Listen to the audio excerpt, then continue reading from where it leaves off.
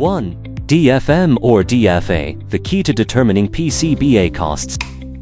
PCBA costs are never rooted in the production link, but in design.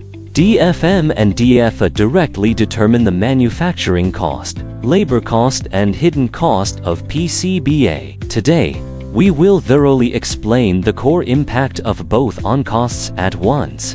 2. DFM or DFA's basic definition. Core of DFM, optimize PCBA design to adapt to production processes, reduce processing waste, lower manufacturing costs, focusing on line width, wires, panelization, and material selection. The core of DFA is to optimize component layout and assembly processes, reduce the number of parts, improve assembly efficiency, and thus reduce labor costs and losses caused by assembly errors. 3.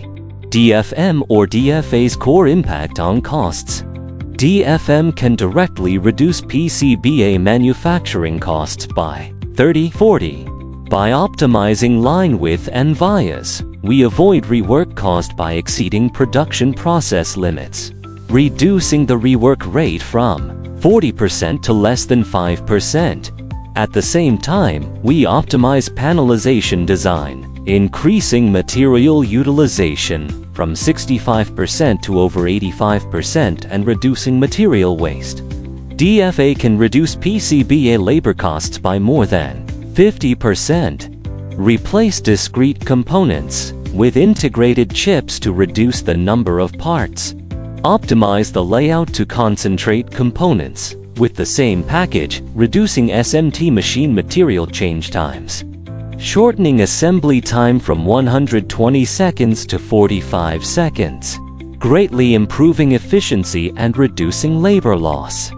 The combination of DFM and DFA can effectively avoid the hidden costs of PCBA. Optimize stack-up and line width layout to reduce signal interference, reducing the rework rate from 8% to less than 0.5%. Avoid design problems in advance, reduce design changes, shorten time to market, and avoid order losses. DFM focuses on reducing manufacturing waste. DFA focuses on improving assembly efficiency. The combination of the two can reduce the comprehensive cost of PCBA by 30–50 from the design source, which is the core key to PCBA cost control.